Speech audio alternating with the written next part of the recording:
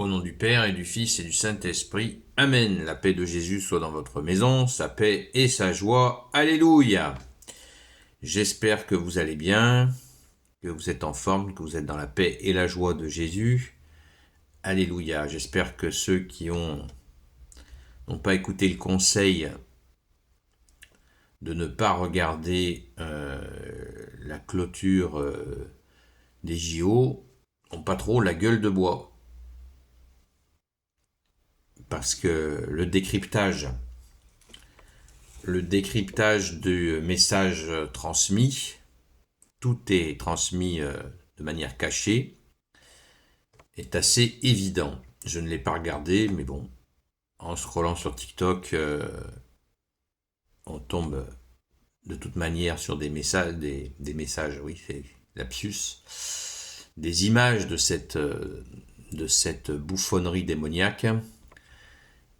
Et forcément, immédiatement, on en comprend les portées symboliques qui sont absolument évidentes. Donc, je ne les dirai pas pour l'instant, je vous laisse méditer sur le sujet, mais surtout prions. Saint Michel Archange, défends-nous dans le combat, sois notre secours contre la malice et les embûches du démon. Que Dieu lui fasse sentir son empire, nous t'en supplions. Et toi, prince de la milice céleste, précipite en enfer par la force divine Satan et les autres esprits mauvais qui rôdent dans le monde pour la perte des âmes. Amen. Vous voyez, dans la prière à Saint Michel Archange, vous avez absolument tout ce que dit, ce qu'il faut éviter. Merci Saint Michel Archange de protéger la France dont tu es le saint patron. Passons aux choses sérieuses. La parole de Jésus d'aujourd'hui. Merci Jésus. Que ta parole, Jésus, rentre dans mon esprit, que ma bouche proclame ta parole et que mon cœur l'accueille. Amen. Saint Matthieu chapitre 17, versets 22 à 27. Alors, qu'est-ce qu'on nous a proposé aujourd'hui ?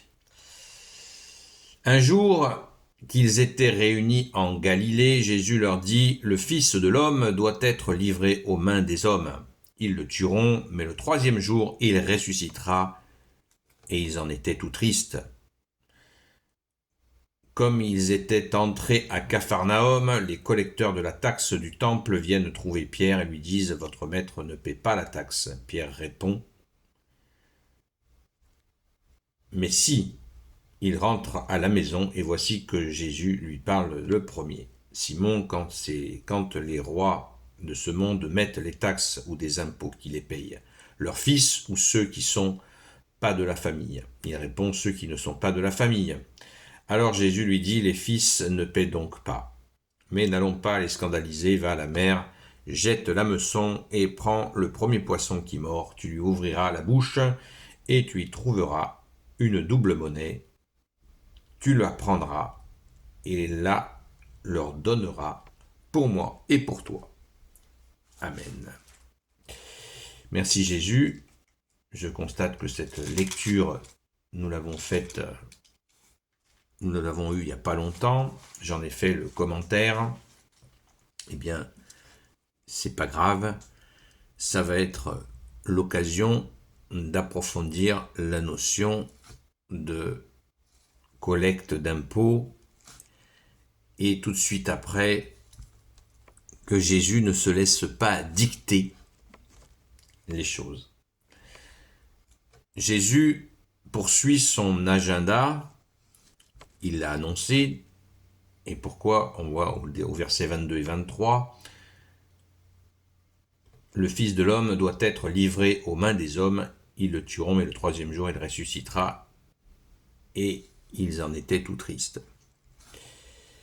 Et pourquoi étaient-ils tristes ? Tout simplement parce que ils aimaient profondément Jésus.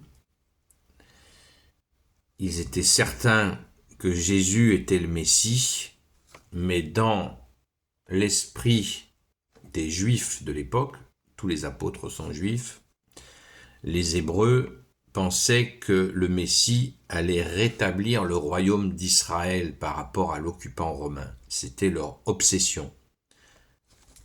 Un peu, si vous voulez, une image, mais peut-être plus forte encore, pour les gens qui espéraient que l'occupation allemande disparaisse. Et bien là, bien sûr, comparaison n'est pas raison, mais juste pour donner une petite idée de l'espérance, surtout que ce n'est pas comparable, parce que là, il s'agit d'une espérance divine, que le Messie allait leur donner cette libération de leur royaume, ils allaient retrouver la gloire, les grandes gloires, par exemple du roi David qui a régné 40 ans. Il y avait toute cette culture juive de se souvenir de cette royauté absolument extraordinaire. Et ils attendaient le Messie pour leur donner leur redonner cette royauté.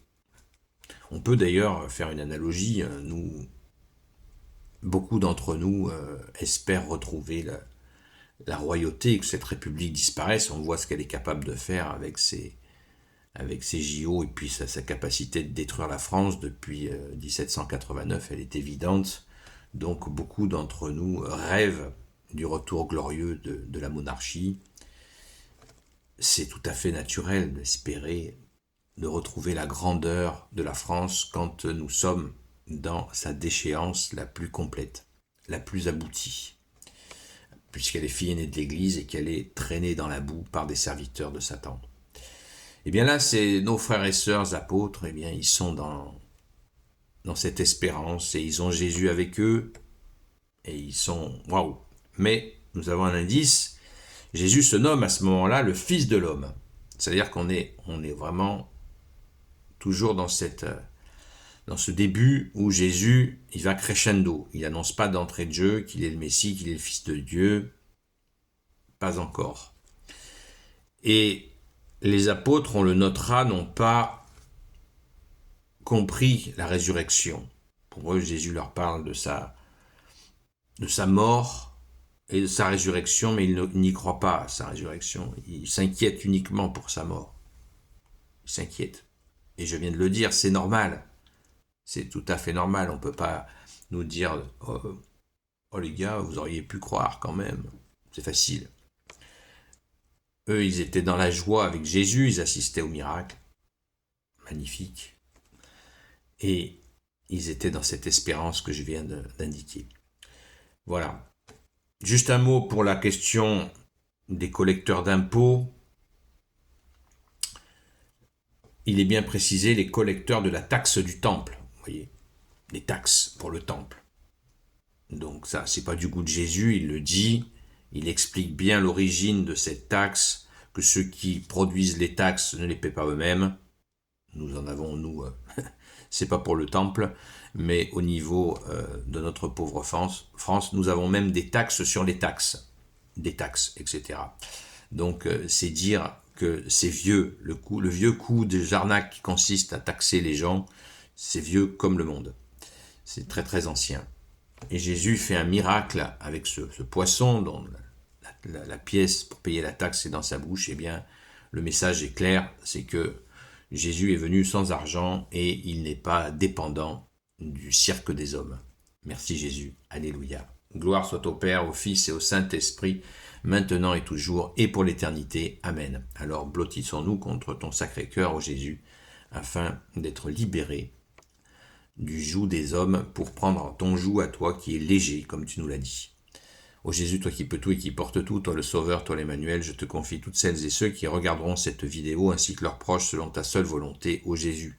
Sainte Marie, Reine des cieux, toi l'Immaculée Conception, toi qui écrases le serpent, toi qui es la lune sous tes pas, toi notre Mère, Notre-Dame, Saint Joseph, toi le juste et le saint, toi le sage, toi la terreur des démons, toi le saint gardien de la Sainte Église catholique et apostolique, Sainte Marie-Madeleine, notre chère Sainte Patronne, et vous tous les saints et saintes, amis de toi Jésus, Saint Michel Archange qui est comme Dieu, Saint Gabriel Archange, Saint Raphaël Archange, et vous tous les anges qui servez Jésus, je vous confie toutes celles et ceux qui regarderont cette vidéo, ainsi que leurs proches, selon ta seule volonté, ô Jésus.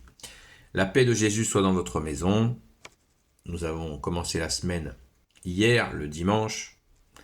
Nous commençons la semaine le dimanche. Nous sommes donc lundi. Je vous souhaite une bonne journée. Je vous donne rendez-vous à ce soir, à la grâce de Jésus, comme tous les soirs à 20h, sur TikTok, sur la chaîne Seul Jésus Sauve. Et nous avons prié hier et nous prions beaucoup en ce moment. Nous discutons un petit peu, mais nous prions beaucoup et c'est de circonstance. Je pense que ce soir, nous aurons certainement à aborder la question de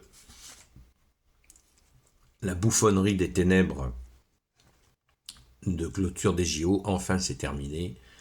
Et pour ceux qui le souhaitent peut-être réfléchir sur la symbolique de ce qui nous est, cette bouffonnerie diabolique, réfléchir sur la portée symbolique qu'ils veulent faire passer dans l'inconscient des gens. Alors pourquoi en parler? Eh bien, tout simplement, c'est un décryptage. C'est un décryptage et nous sommes dans la prière, donc nous n'avons absolument rien à craindre de ces bouffonneries. Ce qui est à craindre, c'est justement les gens qui absorbent ça comme étant quelque chose d'artistique, voire de beau. Des rétro-satanas, ça fait mal à la bouche de dire un truc pareil. Il n'y a aucune beauté là-dedans. Il y a juste ténèbres. Ce n'est que ténèbres, et les ténèbres, elles aiment qu'on les regarde. C'est pour ça que je vous avais dit, ne regardez pas ça.